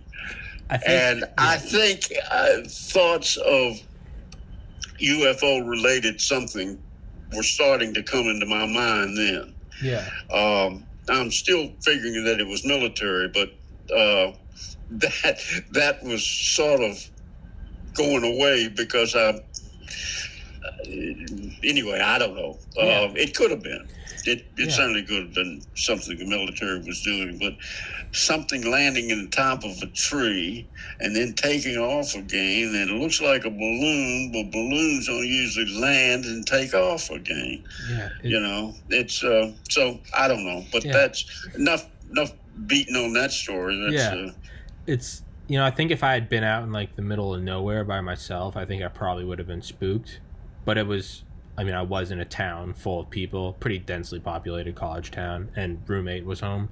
So it never spooked me. And again, it didn't happen until I walked downstairs that I kind of just set off the cuff, chance there's a goddamn UFO outside. But it was more of just like a funny, like, it's really, I think I truly meant it, not in the, because UFO is a loaded term. Everyone thinks it's extraterrestrial. No, it really is. It's unidentified. That's what I mean, and I truly meant that in the truest sense of the word. I was like, Chance, there's something out. But again, almost jokingly, let's go look at this thing. And that's when it came over. Your story is there are many stories just like yours. Yeah. That even Jimmy Carter. Yeah. Saw something similar to what you saw. Yeah. The flashing or the strobing of light. Yeah. I don't want to use strobe because people think of strobe lights on airplanes. Pulsing. Slow pulsing. Yeah, pulsating light. And staying stationary for such a long period of time. I mean, I don't even think a helicopter would be stationary somewhere for almost an hour. Yeah. Yeah. That doesn't, and then start to move. All of that really doesn't add up.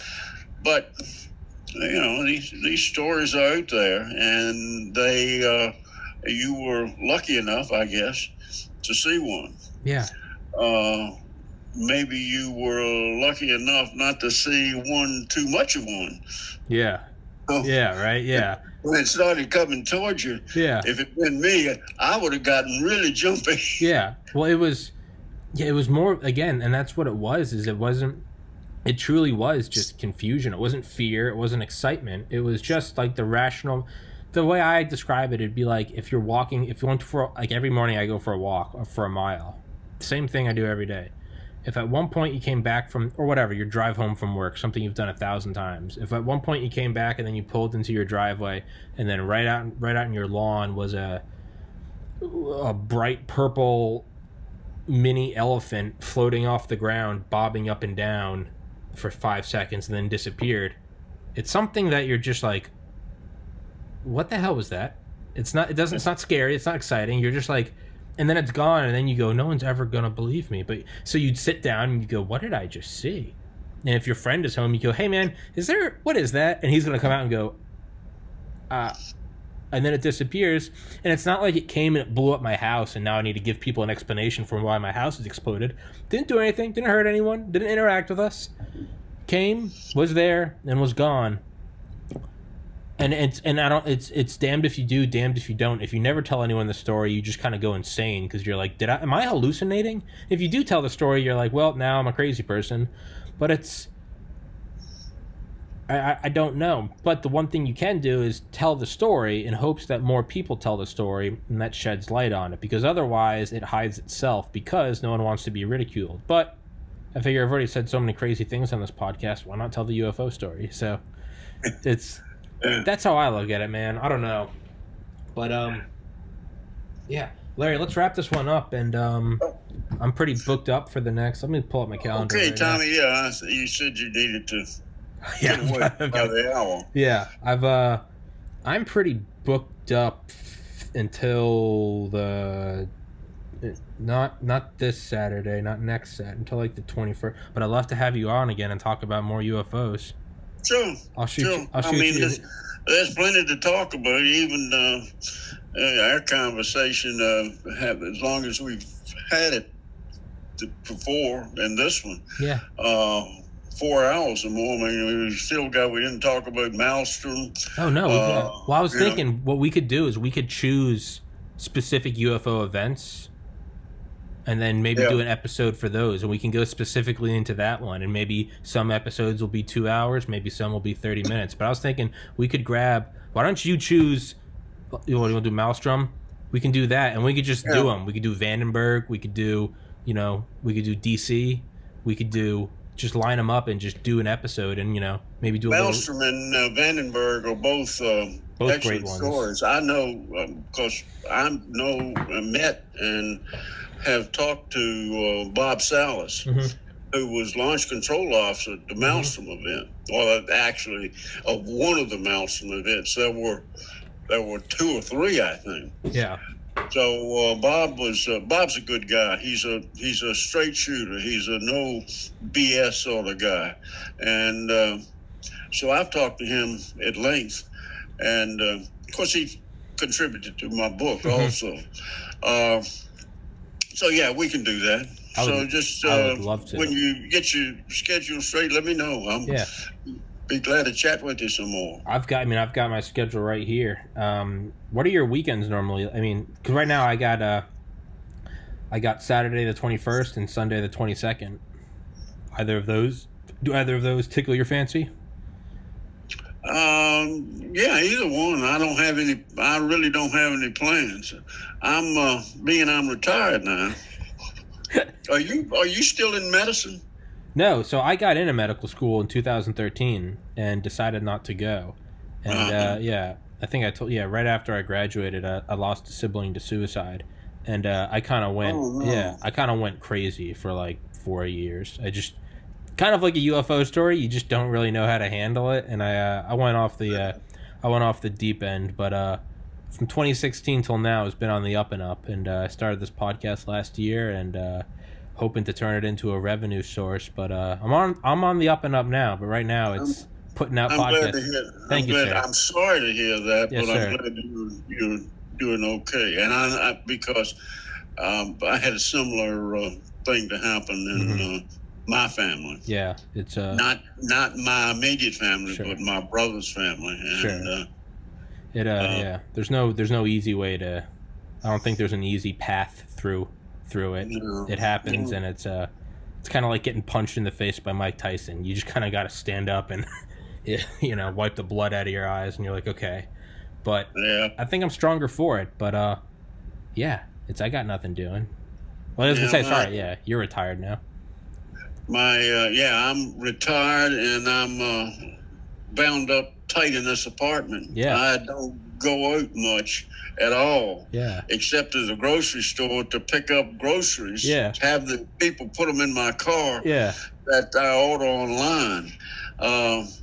Fortunately, here in South Texas, we've got a fantastic chain of grocery store chain, and they're really, really fantastic. But so I stay confined, except I usually go to my son and daughter-in-law's home and 10 grandchildren. Yeah.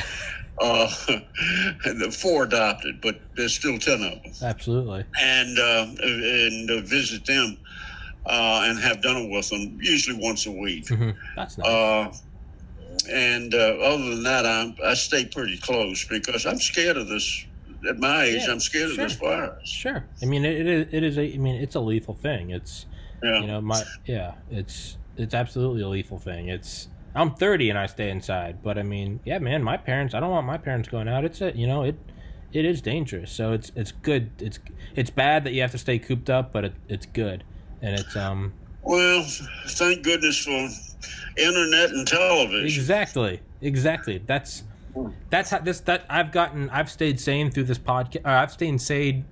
I've stayed sane through this quarantine because of this podcast. I just choose guests and I load up my schedule and I give myself a lot of work to do. And every time I blink, it seems it's been another 10 days and another 30 days and another 5 days. And it's just have something to show for it. So I've read books, I've got podcasts out, and I'm trying to build this podcast platform up. So if you stay busy, I think you can pretty much handle anything. So we should let's knock out some UFO episodes. I'm gonna put. Yeah, we'll do that. We've got plenty of topics to talk about. Hell yeah! And I think that's a good idea to pick 2 or 3 topics. Yeah, I was gonna say let's just pick. We can just knock them out and just do them. I don't care. Yeah. We can do 100 episodes over the next year. I don't care. Let's just choose the best ones and put a little bit of research into it and really try to kind of, if at the very least, it could just be like a little educational episode. Even if we don't come across any novel information, maybe listeners will find something interesting. And they'll see that this isn't all a bunch of like, oh, little green men. No, this is a very strange physical craft that have radar return, affect magnetic instruments. They're real. Presidents go to bunkers because of these things. They're real. What are they? As Larry says, this is all speculation. No one's claiming that they're extraterrestrial, but there's something odd. And I love going over it. So at the very least, they could be little educational episodes. All right, well, that's right. I'm putting you down for Saturday. I'll text it to you. Saturday, November 21st. Yeah. When's Thanksgiving? That's actually a very good point. It might be that week. Hold on. You know what? I'll text you after this. We don't need to decide right now. I think it's the 20. It's the 26th. It's the 26th. 26. Yeah. 26. Saturday. It's Thursday, November 26th. So Saturday would be almost a week. I have planned in is to have Thanksgiving dinner with my son and daughter-in-law and grandchildren. So do you want to stick with that Saturday, November 21st? Yeah, that's fine. I'll text it to you, and and again, if I'm a little spotty with my responses over the next couple of weeks, it's because I've got like 13 books to read for authors. Yeah. I gotta knock them out. I'm busy, and not to mention the election's going crazy. Trump will take the election if Trump can just disclose UFOs. I hope he tweets tonight just a picture of a flying saucer from Roswell, and they can throw the whole thing into chaos. I think he's got some knowledge of it. I think he does too. If anyone was going to disclose UFOs, it'd be Donald Trump. But now we are truly wildly speculating. So, Larry, I'll text you, and thanks for coming on, man. God bless. Stay safe. God bless America, and same to you. I enjoyed it. I enjoy these conversations because they're comfortable. They are. Yeah, it's not an interview. It's not an interview. It's not all right, Mr. Holcombe, you wrote this book. Yeah, it's just whatever. Got to go to the bathroom. Go to the bathroom. Put your feet up. I'm wearing pajamas.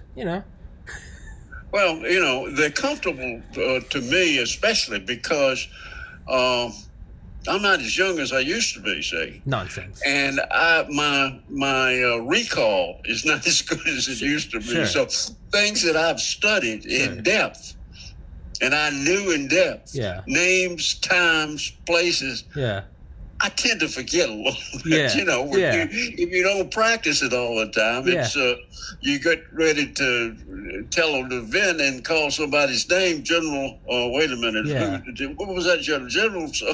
That type of thing. Yeah, it's good. It's a good mental practice. It's you definitely it helps you stay sharp, right? Because you gotta use it or lose it. You gotta work on it, and it's I like it. I think there's definitely a learning aspect to it. You learn a lot, you recall a lot, learn how to tell stories. I think it's a fun thing, man, and I'm glad you come on. I thoroughly enjoy it. There is nothing I love more than talking about UFOs. There is nothing I love more. So I am in heaven. So I guess it's sort of like my wife and crossword puzzles. Oh yeah. She became a crossword puzzle fanatic in her later years. Unfortunately, I lost her 2 years ago to breast cancer, but. And I miss her greatly, but she did crossword puzzles because she said it kept her mind sharp. Yeah. So anyway, choose something to stay sharp. So let's do that. Let's do UFO educationals and let's keep our minds sharp. Let's stay on it. Okay. All right, Larry. Good enough. God bless. Thank you so much for coming on, Larry, and you're a treasure. Thank you, sir. Everybody out there, stay safe, stay healthy. Thank you. Thank you. Enjoyed it greatly. Yes, sir. Thank you. I'll see you. Bye. Bye-bye, Larry.